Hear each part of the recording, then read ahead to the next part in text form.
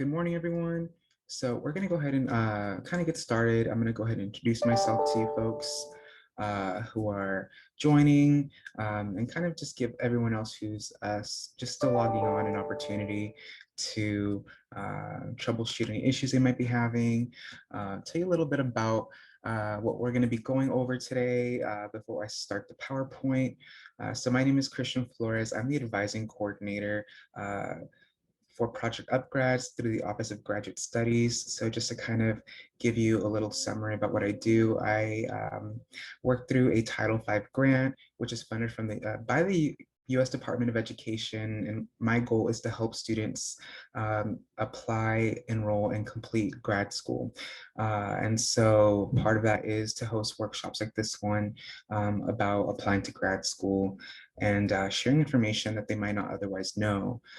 So for those of you who are here, you might be looking to apply to one of the 23 CSUs, which extend all the way up as far north as the newly announced Cal Poly Humboldt. If you didn't know, Humboldt State is now Cal Poly Humboldt as of the 26th of January.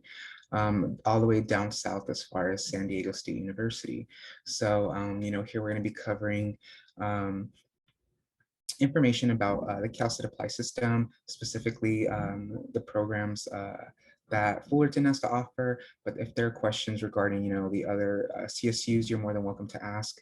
I'm going to go ahead and start sharing the PowerPoint in just a second. Again, we're going to go ahead and give just a small opportunity for those who are trying to join us to do so. But as of now, I'm going to be sharing the slideshow. So let's see. So again, we have Humboldt all the way to the north, which is the northernmost campus. Again, they just changed their name a couple weeks ago to Cal Poly Humboldt, which is now the third Cal Poly in the system, all the way as far south as San Diego State.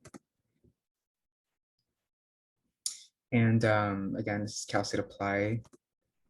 And so just to kind of give you some, updates, we do have an Instagram.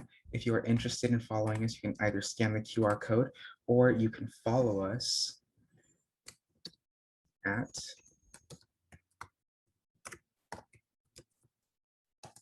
CSUF project_upgrads. There we do post updates regarding any other workshops we might be hosting, which includes, Grad School 101 and our financial aid workshop. So if there are any financial aid questions you might have about grad school, I highly suggest you attend one of the financial aid workshops where I'm going to be going over how to apply for financial aid for grad school step by step. I know that, oftentimes people leave these workshops saying, well, you didn't talk about financial aid, and that's because this is a 3-series workshop. You don't have to attend all 3. So if you don't want to attend, Grad School 101, or if you don't want to attend the financial aid workshop, you don't have to, but it's always good to attend all 3 at least one point in time. Say, for example, you're in your 3rd year and you don't plan on applying until the fall. We will be having financial aid workshops in the fall as well. But, if you want to get it out of the way now, it would be a good time to do so. But of course, sometimes they do change protocol for financial aid every year. So my job is to learn everything there is to learn about financial aid so that I can update you when you attend those workshops. But again, it's really important to follow our Instagram. On our Instagram, we also have our link tree in our bio where you can go there and also set up advising appointments with me. And at those advising appointments, we can sit down, talk about your applications, and talk about your application materials, which I'll also go over in this workshop because every program does have different requirements. So, you might say, oh, well, I need help with this component or that component. And I'll go over what those components are as well. So again, make sure you follow us so that you can get those updates or you can set up those appointments. So what I'm going to be going over, just so you, kind of have a brief overview, is what does applying to grad school at CSUF look like? So that means, how do you apply to the university? How do you apply to the program that you're interested in? And what does the application materials look like? How to speak to an advisor? What is an application cycle? What happens after you apply, accessing your portal, and contact information? So why all those things are important, all right? So just to kind of give you again an introduction, the CSU is the largest system of four-year higher education in the country. It has 23 schools, or 23 campuses rather, 56,000 faculty and staff. It has 500,000 students. It was created in the 1960s with the mission to provide an affordable, high quality education to meet the changing needs of the working class. It's committed to, student success and opportunity, and essentially it was started to put teachers into the job force. And now its mission is to, for innovative research and to create job-ready graduates, both at the undergraduate and the graduate level. So at the graduate level, we have as of fall 2021, there are 55,000 grad students at these 23 campuses. These 23 campuses offer over 250 master's and postgraduate programs and degrees. 1/3 of every single master's degree awarded in the state has been earned at a CSU, which I think is just astronomical considering how many people there are who have master's degrees in this state nowadays. So when you're applying to graduate school, kind of getting into the good stuff now, there is a two-step process, all right? So you have to apply to the to CSUF, so that's applying through Cal State Apply, and you have to be what's called CSU eligible. So in order to be CSU eligible, there's one set of requirements, and then the department might have a completely different set of requirements that they set in place. And we're going to be talking a little bit about those in just a second. So how do you apply to the university? Once again, that process starts on Cal State Apply. You submit, that application, which on there you submit information regarding, your transcripts, if they're required, language scores, and you do have to be what's called CSU eligible. And so to be CSU eligible, it means the following.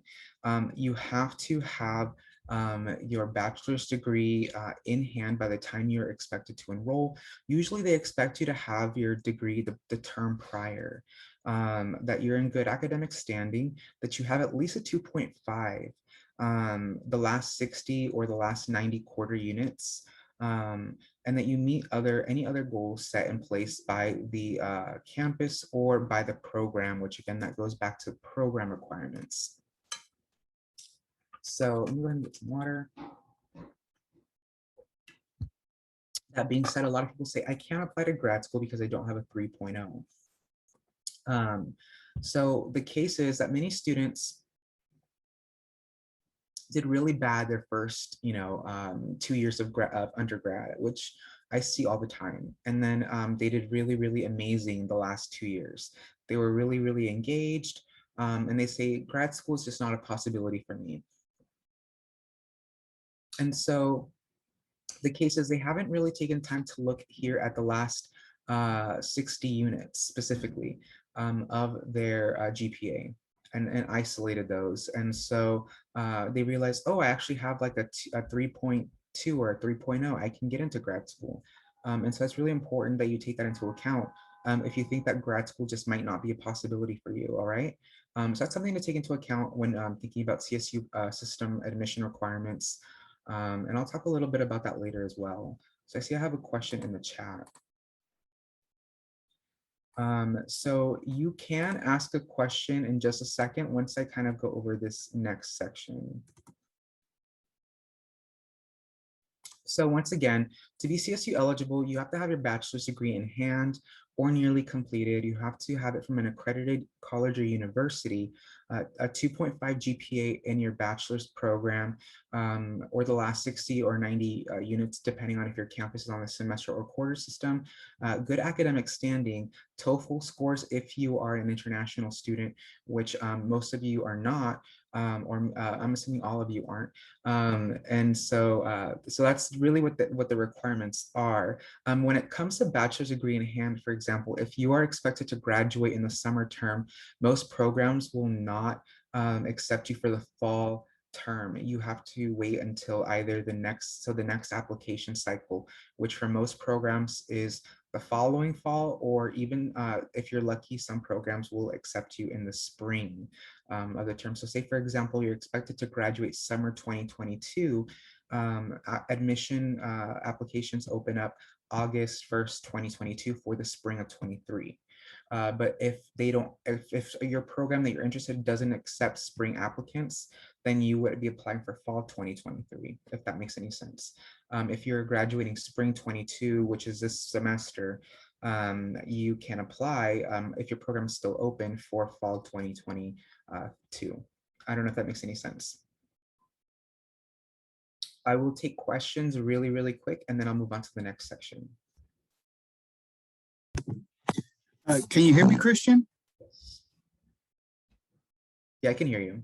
I was gonna say, so for the GPA, are you referring to the overall GPA, or is it the GPA that's based on your concentration? So if you were like a psychology major, a sociology major, or a business major. So yeah, I'm referring to like the last 6 units. So anything basically focused on your junior and your senior years. That's really what they're going to be looking at, most programs, and I'll explain to you later. I'll give you some examples with some programs. Some programs will look at everything. So this is just a CSU eligibility. Some programs will say, no, we're going to look at everything. In order to just be CSU eligible, and that's where I'm going to talk about the program requirements, because program requirements are allowed to supersede the system requirements. And so I'll kind of talk about that. Some programs are really competitive, so say, no, we're going to go ahead and step it up a game. And we're going to make it a lot more difficult for students to get in, because we get so many applicants. We can't have our requirements be so low, because we need to make sure we're only accepting, the best applicants. And I'll talk a little bit about that in the next section of the workshop. Thank you. I don't know if there are any other questions. I have a question. Uh-huh. So if we want to start fall 23, when would we apply for that term? So that's a really good question. So there are generally 2 admission cycles to apply to grad school. Some programs only accept fall applicants, and some programs accept both fall and spring. If you're looking to apply for spring and your program does accept spring, you would start applying in August, from August to September. And if you're applying for fall 23, you would start applying this upcoming October. So say about 8 months from now. And if you're looking to apply, now's a really good time to start prepping for that, because you need to start looking into what are the program prerequisites. All right. Thank you. You're welcome. Any other questions? All right, so then that begs the question, so how do you apply to the program? So again, departments or programs have specific requirements. These programs or requirements may supersede what are the CSU application requirements. So it's important you're checking the department website for information on that, or that you're talking to the graduate advisor for that program. At Cal State Fullerton, every single department or program will have a graduate advisor that you can sit down and talk to and say, hey, am I meeting the requirements for this program? Do these classes count for this program? Do I need to take any additional classes that I haven't yet taken? You can also check out Cal State Apply for program materials to see, what do I need to submit my application? And I'll show you where to check those out, because a lot of people don't read that section. They'll complete the application, and then the day before they'll be like, okay, I submitted my application, and then we'll talk, and they'll realize they missed a whole entire separate portion of the application, and say they don't have enough time, but they've already paid the $70, and they don't have, they only have like 24 hours to get 3 letters of recommendation and take the GRE exam, and they realize, oh, well, I don't have that time, but I already spent $70 on this application, and it was for nothing. And so it's really important you really check those requirements out, and that you're taking time to really make sure your application is complete. And I'll show you why it's important. So again, what are these possible application materials? So that would be your program application, which again, you might have to submit a completely separate document or a form, or there might be even a separate website. There's quite a few programs at Fullerton that do require you to go on a different website. That might be transcripts directly to the department, whether that be official or unofficial, or even to a third-party website. I know, for example, Com Disorders does have you submit transcripts to a completely different website, to CIDCUS. Then there might be programs that require the GRE or the GMAT. For example, the business programs, you can have either the GRE or the GMAT, but you can also file to be exempt. And those exemptions are only for specific people, and you have to kind of know, well, how do I know if I'm exempt? Which you check the program website. You might have to submit letters of recommendation. Some programs only want one, some want two, some want three, some require three, but they allow for four. Some require two, but they allow for three. So it's really important that you're checking out those program websites. Some will ask for a writing sample or two writing samples. Some will ask for a personal statement, or some will ask for a statement of purpose. And there's a really distinct difference between a personal statement and a statement of purpose.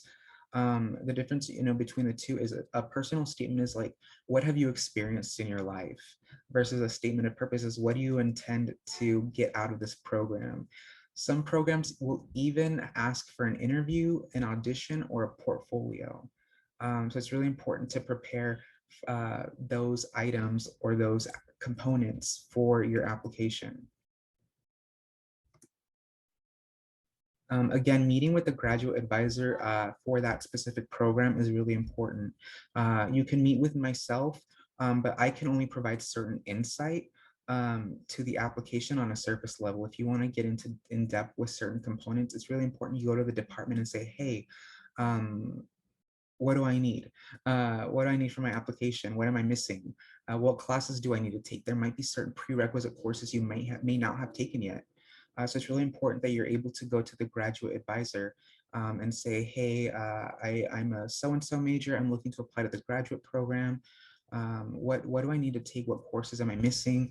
I have a year left of my undergrad program. I can, am I on the right track? So let me get some more water. So again, fall admissions open up October 1st every year. So if you're looking to apply for fall 2023, the program applications open up fall 2022. So it's a lot like applying for college again, like your freshman year of high school, or if you're transferring. The only difference is that every single program will have a different deadline. And to find those program deadlines, it's really important that you either check out the program website or on Cal State Apply. Some programs will have priority deadlines, and then they'll have general deadlines. For example, there will be some programs where they'll accept applications up until a certain date, but they have a priority deadline that's months ahead, and they might fill the program way before that last deadline. And so even though they're still accepting applications, the program might already be filled. So it's really important that, if you want that priority deadline, that you submit your application on the priority deadline, and you're checking the program website, because the Cal State Apply website might not say that. So once you apply to your university, this is kind of just a summary of what happens. This is just what happens at Cal State Fullerton. After about maybe 5 to 10 days, you will receive an email with your CWID. For those of you who are here, you will all receive the same CWID that you had before. It's going to be the same CWID. You're going to have the same CWID forever and ever and ever and ever and ever. Because it's tied to, if you have a social security, it's tied to your social security, but you're going to have the same CWID forever and ever and ever and ever. I'll give you a really good example. Back when I was in high school, maybe about 11 years ago, I applied to Cal State Fullerton to be a first-time freshman, and I was given a CWID. And now I work here. My CWID from when I was applying to be a freshman is now my CWID as an employee. So that's kind of an example of that CWID. It's going to be the same CWID again forever and ever and ever and ever. Your email address, it's going to be the same email address. You're going to be given that information to log into your Titan portal, which again is going to be the same for you. But it's important that you have that you keep it on file in case you lose it, you forget it, you need it. Because you're going to need to be accessing your Titan portal in case they send you updates for financial aid, for admission, for registration deadlines, all that stuff's going to be on your Titan portal. They're going to send you emails like, hey, you've been accepted, or hey, you've been rejected, worst case scenario, of course. But all those updates are going to be on there. So it's really important that you're checking your emails and you're keeping up to date with that. Does anyone have any questions so far?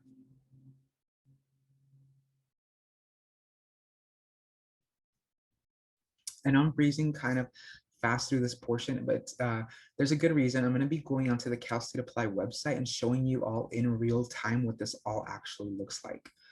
So if you have questions about the application on the Cal State Apply website, you're going to be seeing what it looks like.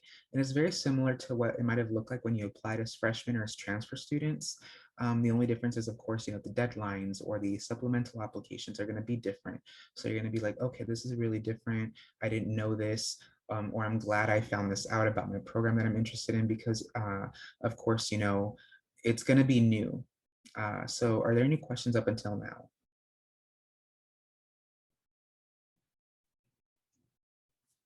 If not, then I'm going to go ahead and move on. So these are some important contacts that you might need to have. It's the Office of Admissions, Office of Financial Aid, and the Office of Graduate Studies. So the Office of Admissions, of course, you're going to need to contact them if, they've received your transcripts, all that good stuff. Office of Financial Aid, of course, any documentations that need to be sent over for financial aid, that's going to be your point of contact. I'm sure, of course, you've already know these first two. The third one, that's going to be brand new to any of you who are applying to grad school in the near future. Office of Grad Studies is kind of consolidated now in College Park. We're all in one suite now, so we're all really connected. So for example, say you call one person and they might not have the answer to something, they can walk over and ask the other person and say, hey, I have a question. The student wants to know something. Do you know the answer? And they can say, yeah, this is the answer for it. And they can respond to you really, really quick. So if you have a question regarding grad studies, that might be the best place to reach out first before you reach out maybe to admissions or to financial aid. So keep that in mind. These are going to be the best, they're going to be your best friends as you're applying to grad school. All right. And then here's the contact information that you can reach, where you can reach out to me. So just keep that in mind as well. So gradadvising@fullerton.edu. Again, after this slideshow, we're going to go over to Cal State Apply, and we're going to go ahead and look in real time at what the application looks like so you can answer questions about the application itself.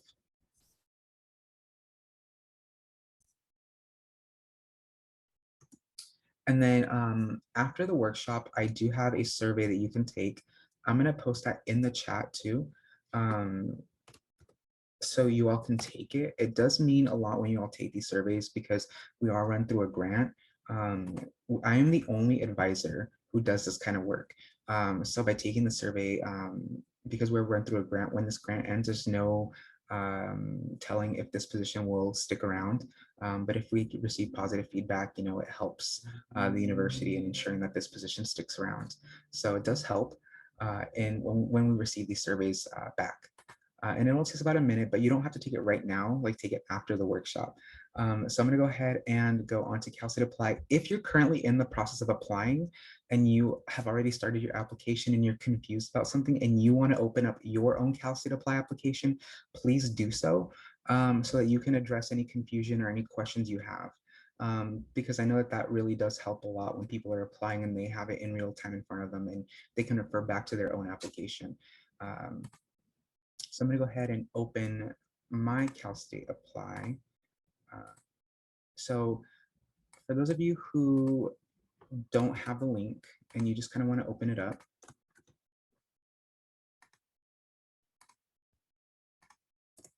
that's the link. And so you're going to go here, of course. Whenever you're applying, of course, it might be different for you, but you're going to go scroll down. It's going to be fall 22. But whenever you're applying, of course, you're going to select your respective term. If you already have a Cal State Apply account, say maybe you're a transfer student, you're going to be using the same username or password. If you don't have an account, or if you forgot your information, or if your account no longer exists, then you're going to set up a new one. If you maybe forgot your password or you no longer have access to your email, you can also contact them and they will help you troubleshoot, or they can locate your account and help you reset that. They're actually really, really good about that.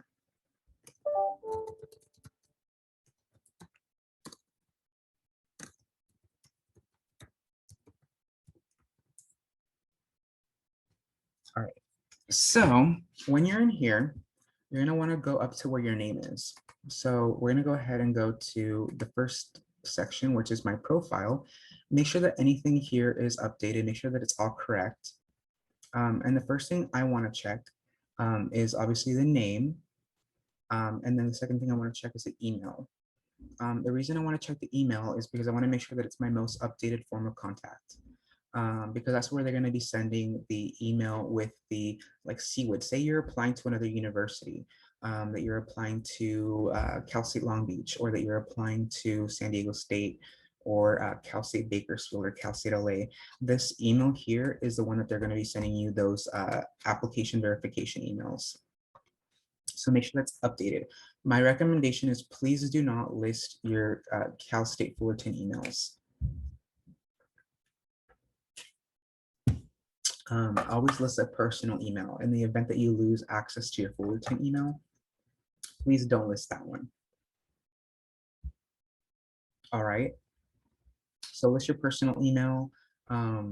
That's my advice. So everything looks correct for me. I'm going to go ahead and then go to where it says extended profile. And so here, this is the next important thing to check. When it says what degree, credential, or certificate are you applying for, I'm going to select second bachelor's degree and beyond.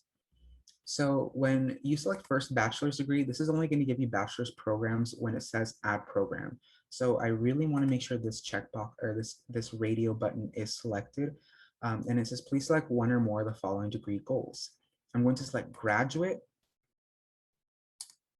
and then teaching and service credential. If you're interested in a teaching credential, then you're going to select that one, okay? And this is, are you applying or returning to, or to return to the CSU campus to which you previously attended and intend to complete the same degree? You're going to want to select no.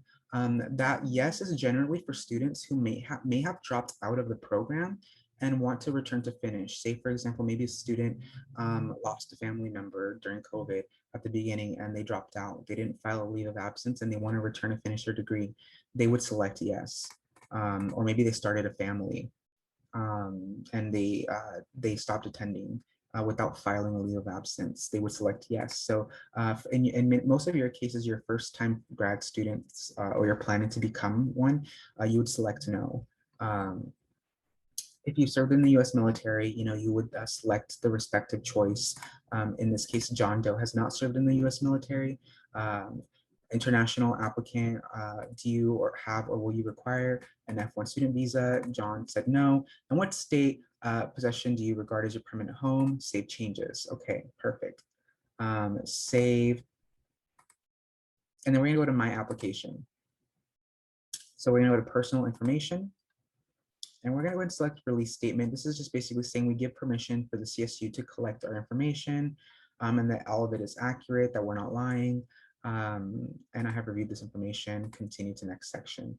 So here we're going to go ahead and just go ahead and double check this too, because this is really important. Do you have any materials? This is really important for many of you who may have gotten married during your college career. I know that that's the case for some people who have gotten married. So do you have any other, do you have any materials under another name? For example, if you attended community college and you have transcripts that have your maiden name, or maybe you have materials under your dead name and you went under another name. Maybe John Doe was born or was assigned the wrong gender at birth. And so maybe that's the case with John. So we kind of have to make sure that you are entering that information so that your documents are processed correctly and that they know, okay, so John was assigned the wrong gender at birth, and so John had a name change, a legal name change, right? So kind of think about those things. This is just hypothetical, or maybe John got married, right? And so John, before he got married, he was John Deere, right? So think about those things. If that's your situation, then you need to make sure that that is appropriately selected. Do you have a name, a first, middle name that you commonly use that differ from your legal name? Maybe put yes. Maybe John is Johnny, right? So think about those things as well. Do you have that situation for you? What is your legal sex? Male, and this is again sex, not gender. So if any of these differ from your, if your gender differs from your sex, make sure that you take that into consideration, because down here it does ask, how do you describe the way you express your gender identity? So it is very thorough here. So again, I'm just giving the basics. I have reviewed this information, and then continue to next section. So here is, your address. Make sure that this is accurate. I always tell students, make sure that you put an address that you know is going to be permanent. Maybe, for example, you live away from your parents, but your address currently that you live away from your parents from is not permanent. I would say put your parents' address, because if the address you're not living at isn't permanent and you don't know how long you're going to be there, then don't put that address. In this case, John lives at 5151 State University Drive, Los Angeles, California. And just for context, that is Cal State LA's address. That's actually where I went to grad school. So I put that address because it was the first address I could think of off the top of my head when I started hosting these workshops, but that's just an anecdote here. So I put that address, is this your permanent address? Yes. Everything looks correct. And then, moving on, this is just the basics. And then we're going to get into the nitty gritty. So this is US citizenship. I know maybe for some of you, you might not have been born in the US, and that's totally okay. So select the value that best describes your US citizenship. So John Doe was born in Mexico. So we're going to select none. And country of citizenship, we've selected Mexico, or whichever one pertains to you. And if you were born outside the US, what year did you or will you move to the US? So I'm not gonna put anything. The only things that need to be input are things with asterisks. So this doesn't need to have anything in it. Later on, it's gonna ask you, what US state possession do you regard as your permanent home? It's already selected California. Do you claim California residency? Yes, John does. Have you lived in California continuously since birth? No. When did your present stay in California begin? This is just approximate. You don't have to put the exact date if you don't remember it. Just be approximate. I have reviewed this information. All right, and so again, John is Mexican. Do you regard your ethnicity? Do you consider yourself, with regard to your ethnicity, do you consider yourself Hispanic or Latino? Yes. And then here, regardless of your answer to the question above, please select one below. Please select below one or more of the following groups in which you consider yourself a member. So we put white European. So John is of European background, predominantly. California State University often needs to pull only one summary race ethnicity description per person. Please select your reporting preferences. So this is what we selected for John. We continue to next section. So this is the information that pertains to Social Security. If you do not have a Social Security, please do not enter one. So only enter a Social Security number if you have one. If you do not have one, do not enter it and acknowledge that you do not have one. It is totally okay. It does not hurt your application process, okay? So here's gonna ask you language proficiency. John speaks Spanish. Military dependent question. John is not a military dependent, so he's not going to enter anything here. As far as academic standing, John is in good academic standing. You have to be in good academic standing with the last school you attended to apply. However, this section is important. I don't know how many of you have been on academic probation. You don't have to answer that. Please don't answer that. But if you have been on academic probation, you can answer this section as honestly as possible. It doesn't hurt your application, and I'll give you a very good example. I don't know how many times I was on academic probation as an undergrad. I'm going to be very honest with you. I was even academically disqualified, which means I was kicked out of my university because my GPA was too low. I had a 1.51 GPA by the time I finished my second year of undergrad, so I was kicked out. And I went back to community college, and I graduated from community college, and I transferred back to my university, and I did pretty decent my last 2 years, which is why those last 60 units are pretty important, because that's what helped me get into grad school. So answering yes does not hurt you. It does ask you to explain, but in this case, we're going to put no. Have you been academically disqualified? Yes. It's going to ask you again to explain. Have you ever been disciplined for student conduct violations? No.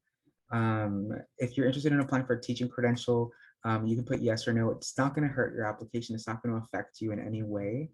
Are you interested in checking your eligibility for monthly food assistance? You can put yes or no. Again, it's not going to hurt you. If you're interested in applying for maybe nursing or anything like that, if you have your nursing license, you can put yes. If not, if this doesn't apply to you, then you're going to put no. And then how did you hear about us? Again, this would be where you enter that. Does anyone have questions up to this point?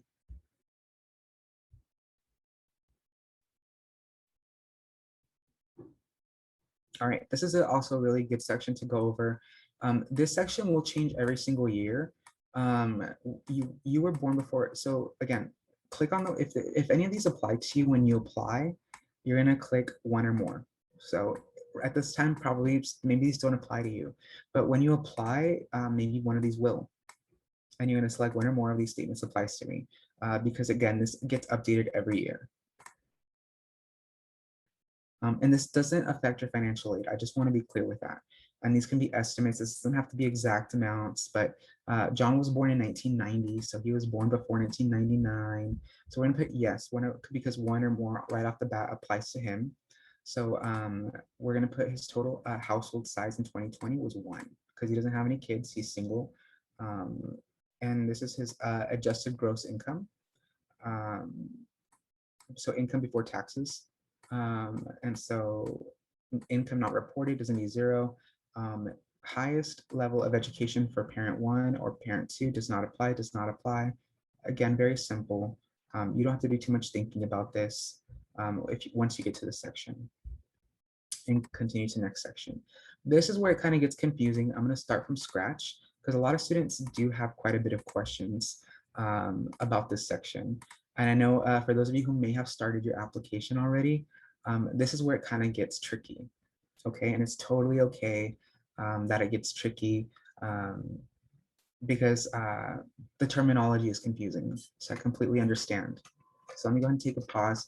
I don't know how many of you are on this page or have this page pulled up so we can talk about this page.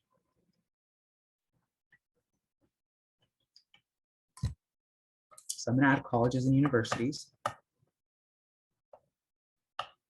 So I'm going to add Cal State Fullerton here, right? I'm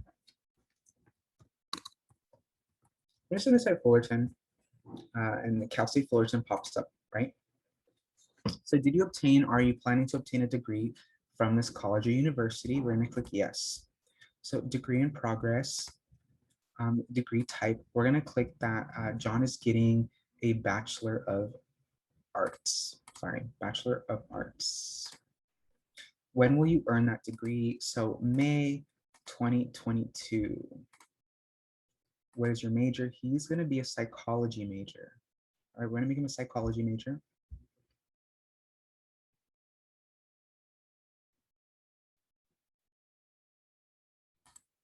And what is his minor? His minor is going to be American Studies. All right. And then here, we're going to put semester because he's in the semester system, in-state tuition because he has AB 540. So if you're not familiar with AB 540, it's for DACA students or undocumented students who, so they can qualify for in-state tuition. So first semester he began, so it's 2 years. So this is 2020, so fall 2020. And last semester, he's still attending, so he's not going to put anything here. So check if you're still attending this college or university and save. All right. And then he transferred in And so what college or university did he attend prior? We're going to go ahead and say he transferred from, I'm going to go ahead and put Mount SAC. So Mount San Antonio College. So did you obtain or are you planning to obtain a degree from this college or university? We're going to put yes. Degree awarded. Select degree type. He earned an Associate of Arts for transfer. And he earned that in May of 2020. Because that fits a timeline, just so you all know. That's why I'm choosing these dates in psychology.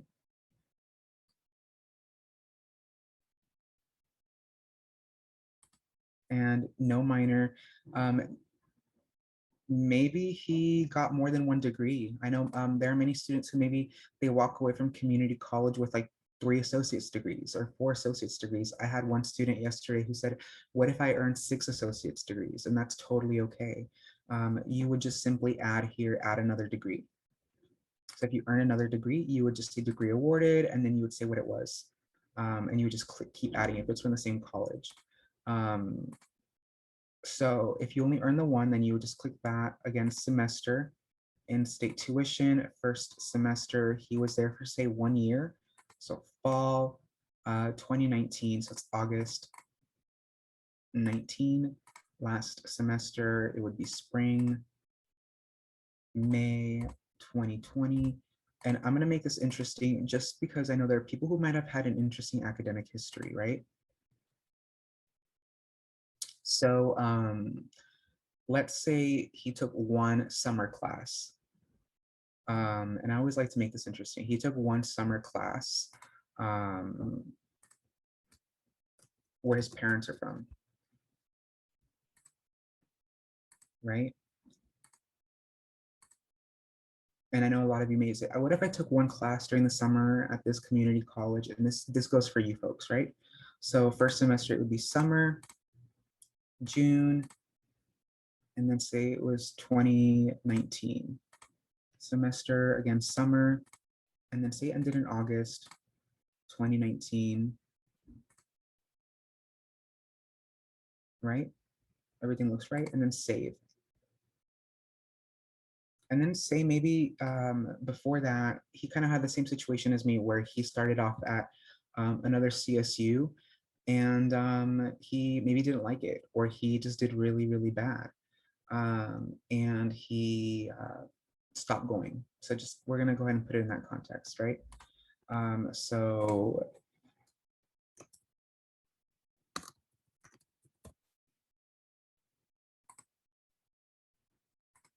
no, we're gonna put semester in state. First semester, we're gonna go ahead and put fall, August. We're gonna put 2016 to spring 2018. All right. And so if that's the case for you folks, then that's what it might look like. For standardized tests, you don't have to add any standardized tests, okay? If your program asks for it, usually they're gonna be sent directly to the program. You don't have to add them here. Most programs are not gonna ask them. If you wanna add them here, you can totally do it. If your program doesn't require them, then you're not gonna add any. Usually they're gonna be sent directly to the program or directly to the school. And so this is where it gets tricky. So where the GPA entries get added. So I don't know how many, if anyone here is stuck on the GPA entries or anyone has started the GPA entries.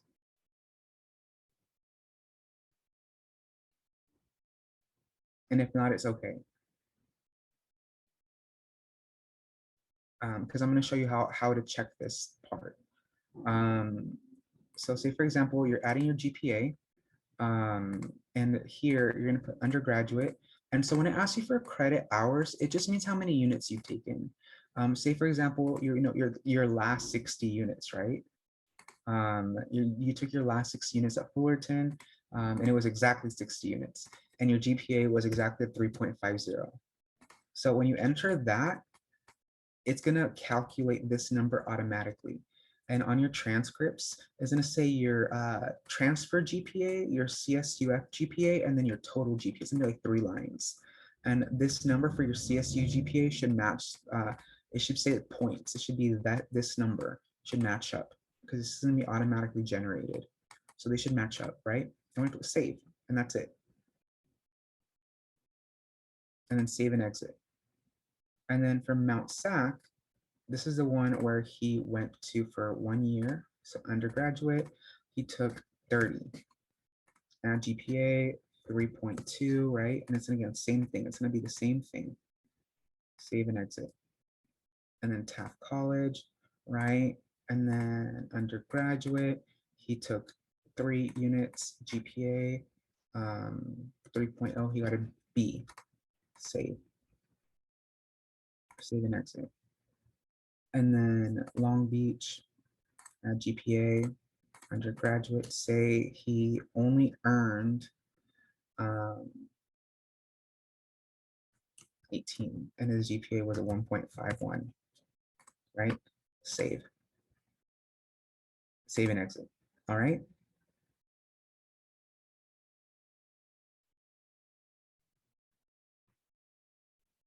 So we're gonna go ahead and add programs. We're gonna select the programs. And so I'm gonna go ahead and add communication studies, because I know that there's been some program that a lot of people here have been asking about in these workshops. If there's a program you all want to talk about or you want to see on the application portion, please let me know, okay?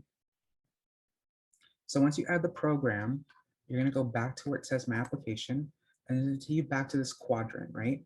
And you're gonna click on this 4th box. And you're gonna click on the school. And so please, when you click on this box, please read this in its entirety.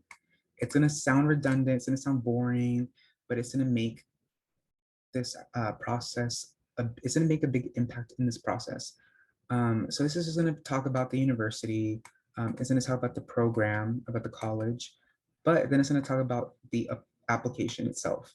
Once you apply through CalState Apply, your next step is to submit materials directly to the department via email, not hard copy, to comstudies.apply@fullerton.edu. Before your file is complete and can be reviewed, you will need to provide the department with the following materials via email as Microsoft Word or PDF attachments. So that's why it's important to read this, because none of those documents are going to be uploaded here, except for your letter of recommendation requests. You will be required to submit 3 recommendations using CalState Apply under the Recommendations tab. Your applications cannot be viewed until your file is complete. If you have questions, please contact the department's graduate advisor. Again, graduate advisor is important. Dr. Alyssa Semek via email at asemek@fullerton.edu. That's why it's important to look at this section. This is the section that I'm telling you that gives you the instructions. Again, the letters of recommendation, if you want to request them, they're on this tab.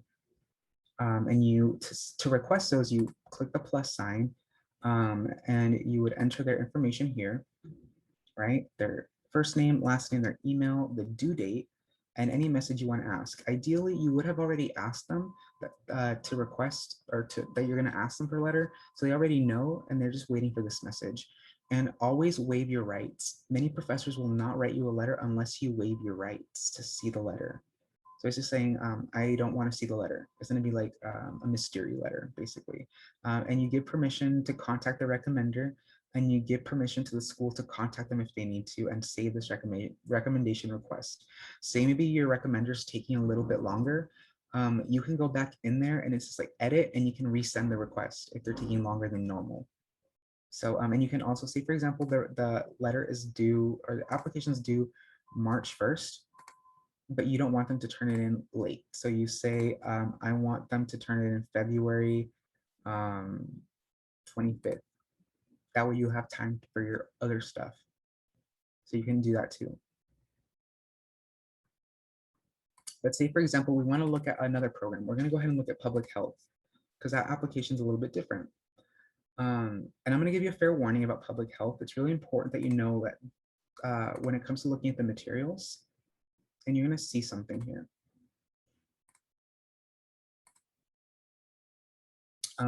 So they have a deadline of December 15, 2021 for priority consideration,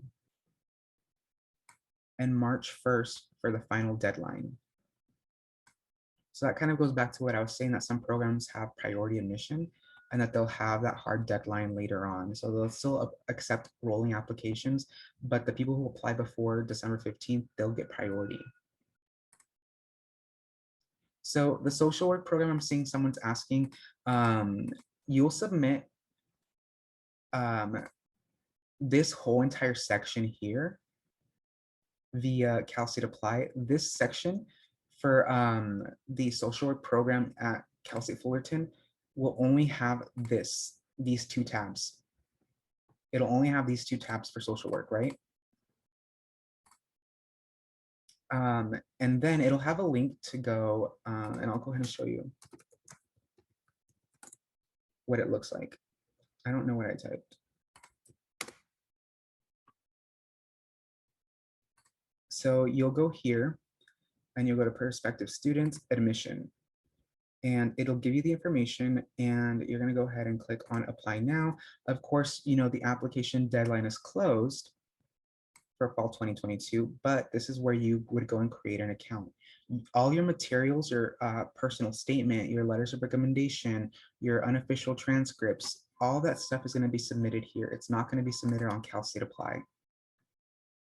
Same thing goes with clinical psychology and for counseling, or the MFT program, some family therapy, marriage and family therapy. They're all going to be submitted on a website like this. So none of the applications going to be submitted on Cal State Apply. You're going to submit an application on Cal State Apply and pay the $70 fee and everything, but you're not going to submit anything, any documents on here. Everything's going to be submitted on a website similar to this, and you're going to have to create a separate account and upload all those documents, and everything that you did on the academic history, you're also going to have to do on here. And so the business programs, so any of the business programs are very similar as well. But instead of a separate website, they're going to send you an email with a link to where you're going to upload everything. So if you don't send that email, they're not going to send you the link. Or if you don't send the application, they're not going to send you a link. So once you submit these two or these three, and then you acknowledge that second tab is COVID vaccine acknowledgement. Once you acknowledge that, you know, they're going to go ahead and send you that link and you submit your application. So if you need it, so I'm going to go ahead and go to where it says add program. I'm going to go ahead and filter and show you past programs. Right? So you can kind of see.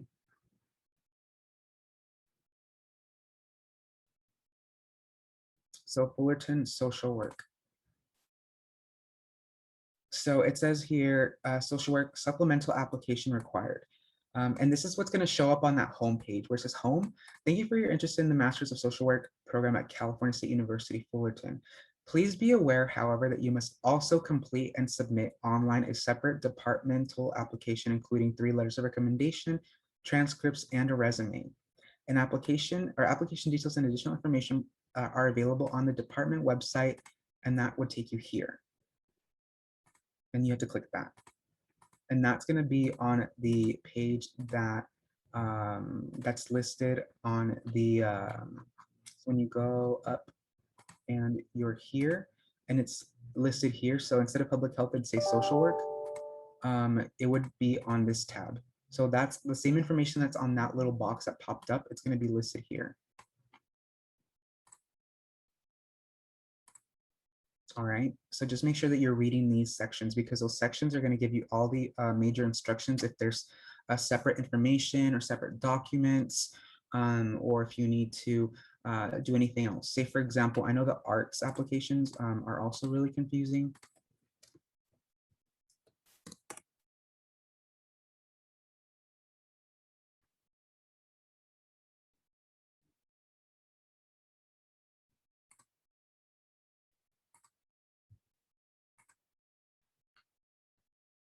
So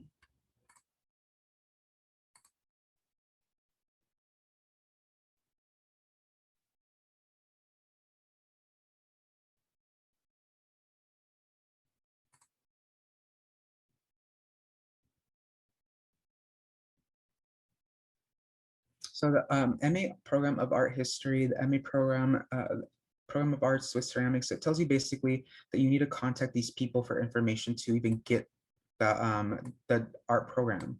So to receive direction for how to finish the application, you have to go see an advisor for this program.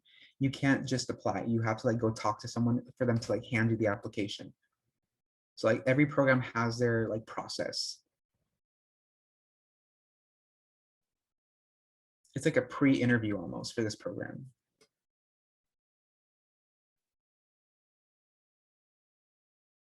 Don't know if that makes any sense. And I don't know if there are any other programs anyone wants me to show you, any other questions that you want me to follow up with.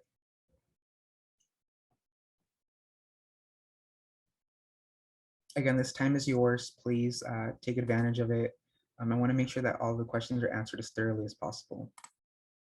So psychology. So if you're looking at psychology, there are two psychology programs. There's the clinical psychology, and then there's the Master of Arts in Psychology. So let me go ahead and filter and look at past programs because both of those have ended. If you're looking at clinical, it does tell you, for more information, visit the college website.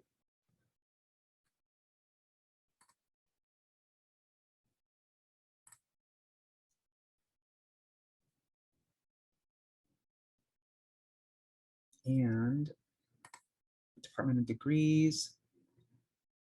See, it doesn't even take you to the clinical psychology. It takes you to the college.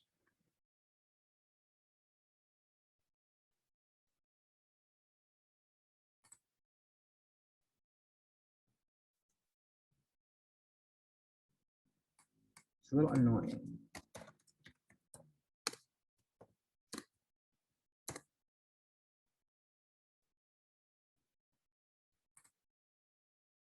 So, and I think they might have changed it because before when I started here, it was on a separate website. So now they have a form and you fill this out and this gets sent in.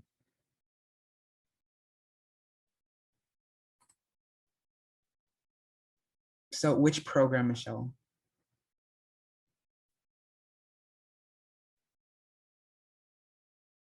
But if you're applying for clinical psychology, it's this form that needs to be sent in after you send in the Cal State Apply application.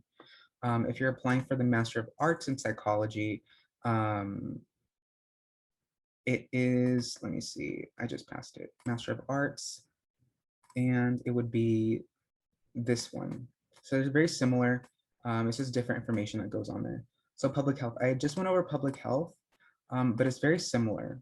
I think I was just on the public health application a few minutes ago.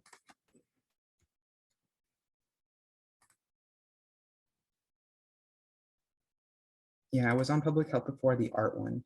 So public health, like I was mentioning before, everything gets submitted on Cal State Apply with the public health one. You're not going to submit any external documents. Everything's going to go straight on the application. So it's going to ask you, what your concentration is, why you want to be admitted. And this is the one that I was telling you that it has the December 15th priority deadline. But they do not accept spring 2023. They only accept fall. So if you're looking, I don't believe they accept spring.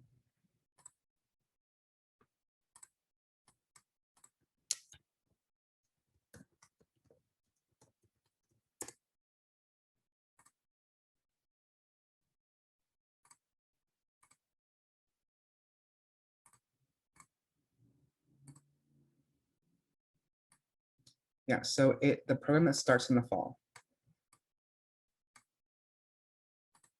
So if you're looking to apply, you need to apply starting October. And if you want priority, like if you want a for sure spot, you would need to apply by December 15th.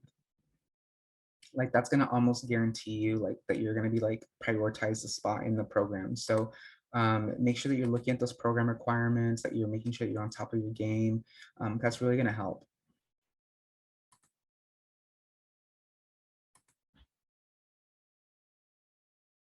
Any other questions? I heard someone unmute themselves. I have a quick I have a- question, sorry. Yes. Okay, so I don't graduate until fall 2022, so then would I just have to apply for fall 2023 when the time comes?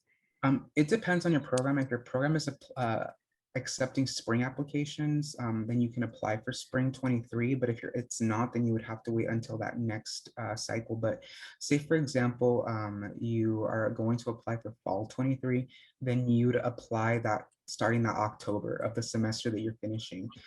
So at the same time that you're getting ready to graduate, you're also applying for grad school. Okay, because it's public health, so I Yeah. would do it in October. This So October? Yeah, so you do it this October at the same time, like I said, that you're preparing to graduate. Okay. And we have that priority deadline of the 15th of December. So like that same week that you're doing your finals and stuff like that, that 15th is that priority deadline. And that's the same for 2022, that same deadline? Yeah, Okay, got it. Thank you so much. you're welcome. And Alan, I think you have a question as well. Yeah, spot on. Thank you. So my question is, you were in, I think in the beginning you were talking about communications. You went into that specific area. Mhm. Communication has public relations, journalism, and it goes like on and on. My question is, when I go to apply for communications, it's just it's just going to be specifically just communications, or is it like, does it have individual like PR, journalism, communication, or stuff of that nature? So when 'Cause- you're looking at communications, there's communication studies. If you're looking for communications, there's mass communications and communications theory. There's professional, like what is currently your major? public relations. So then that's kind of where I need to talk to with my academic advisor. So one thing In you the can do is read the description. So it's going to tell you which one pertains to your discipline. Usually if you read like this area, Mhm. say, well, this isn't really fit, or this isn't really feel like it's the right program, or this isn't the person that's like in charge of my program. Oh, that one's it. Cynthia King. This one's it. Yeah, well, I recognize her name because I've taken a lot of her classes. Yeah, so then if it's this one, then these are the requirements. So you do have to take the GRE, and again, this test, if you're required to take the GRE, so it's when it says to click this form. So let's see. So if it's like mass communications, tourism and entertainment, professional communications, tourism, research theory, all that stuff, you do have to submit that GRE test. So the GRE, you do have to prepare for it. It is about $200. So just keep that in mind, that the GRE is also a component of some program applications. And it is something you have to study for. It's like the SATs for grad school. Wow, did not know that. That's nice. And then I had my other question answered thanks to the person before me asking, because I do have dates to graduate, so it's really informative to know that as well. Thank you. Yeah, and I see someone also asking if they are trying to get their master's in history and they finish their BA in spring of 23, you would also start applying in October. It's the same thing. So October would ideally be when you start applying. So that would be, right now is a perfect time to kind of start looking into these kinds of things, because it's kind of similar to when you were applying to colleges in high school. For the Cal States, the deadlines kind of start, the applications open up around the same time for everyone. The only thing that changes is the deadlines for submission to send in your applications. So if you look here, these deadlines for the programs. So say, for example, I'm looking just at Fullerton. The deadlines change across the board from scrolling down. So Fullerton, see, there's March 1st, May 1st, February 7th, March 6th, March 15th, June 1st. There's some that as late as June. So, taking that into consideration, so it's really important that you're paying attention to your specific program deadline, because even though all programs open up on the 1st, the deadlines are different. Say, for example, the credential programs, they have a hard deadline of like, I want to say June 1st. However, that's not the priority deadline. They have priority deadlines that are as early as January 15th, I believe, something like that.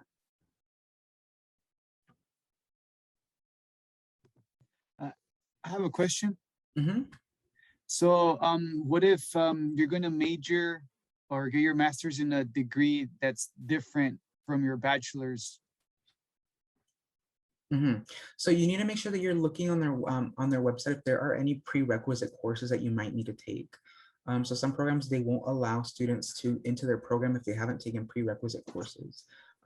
So say, for example, like the psychology program and clinical psych, there are 4 courses that you must take to get into the program. The counseling program, there are 4 courses that are required for the program. If you haven't taken at least 2 of them with the B or better, you will not get into the program. You can take 2 of them after you get in, but at least 2 of them must have been taken prior to the program. And I see someone here asking about the ComD program. You have to submit the CalState application, which is $70. And then for each campus, and then on the CIDCAS website, so it's CSDCAS, you have to submit an application there as well. So here you would apply here, create an account on this website. So again, let me go ahead and go back to CalState Apply and show you all really quick. I don't know if there's any other people who are interested in calm disorders as well. So if you look here on this list, it tells you you must refer to the graduate application procedures posted on our CSD website. You have to submit the following application materials to the CIDCAS application by the deadline. And these are all the materials. And if you go on the CIDCAS website, this is where you create an account. And they have their own fees that you also have to pay on their website. If you want to teach at a junior college, do you need to apply for a credential? No, you do not have to have a credential to teach at a junior college or community college. You just need a master's degree. Los Angeles Community College District actually has a program for students who actually want to teach at a community college.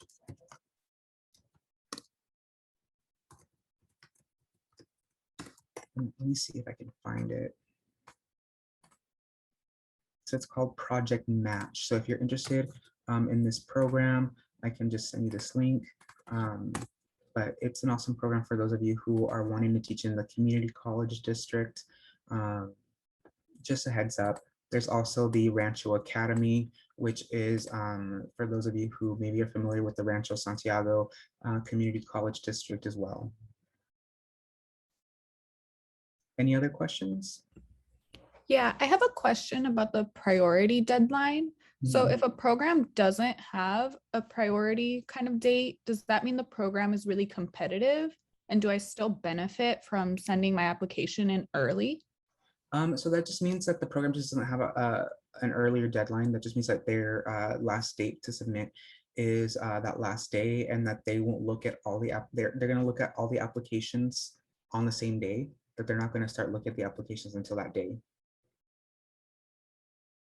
Versus the priority deadline, that means that they're going to start looking at anyone who submits by that priority deadline. They're going to start looking at those applications earlier, and that they're going to hold off on anyone who submits after, and they're going to admit those people earlier from the priority deadline, and then anyone who submits after, they're going to kind of admit them on a if there's room, we'll take you basis. Or say, for example, they'll waitlist them. If they submit after priority, they'll waitlist them and say, if someone drops from the people we admitted in the priority deadline pool, we'll admit the next person. kind of a thing. But if there's not a priority deadline, that's not something you have to worry about. So say, for example, someone might apply to the public health program, but they also applied to med school. Maybe the public health program was their backup. And they also applied to med school. They said, well, if I don't get into med school, I'll go and get a master's in public health. Or maybe they applied to a nursing program they didn't get in, and public health is their backup. A lot of people do that. So that they can add it to the resume for when they get into med school, kind of a thing. So just to kind of give you some insight on that.